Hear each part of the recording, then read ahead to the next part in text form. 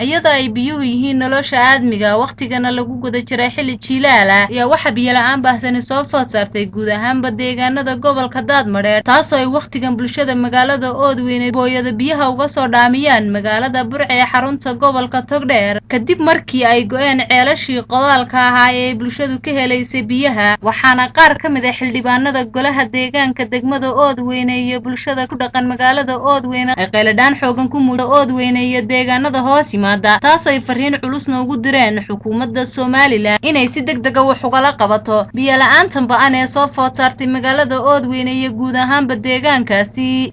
iyo dadka la shaqeeya wasiiradiisa waxaan u sheegaynaa inaan wadanka xuquuq ku leenahay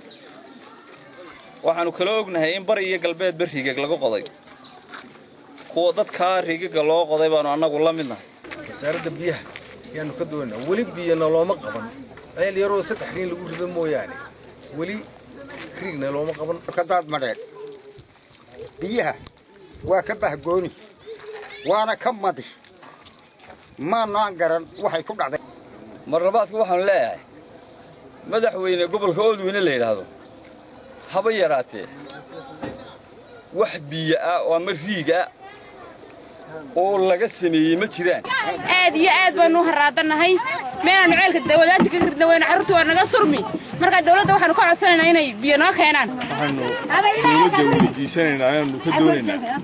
inay dawladdu nala soo gaadho riiga ay geenayso gobolada miyaan Oodweyne ka mid ahayn Soomaaliland doonaynaa riiga Soomaaliland loo keenayo in kowna looga dhigo oo biyo waxaan qeyladaan u diraynaa dhammaan dadyoga ay arrimahan mas'uuliyiinta guud oo horeyn madaxweynaha Jamhuuriyadda Soomaaliland Axmed Maxamed Silaanyo wasiirka ay quseysay arrimaha biyaha iyo macdanta dhammaan waxaanu leenahay qeyladaanka ka dambaysta ee Oodweyne ka jira waxaan u sameeynaa in si dhaqso la Arif Maxamed telefishinka caalamiga ee Hon Cable TV magaalada Oodweyne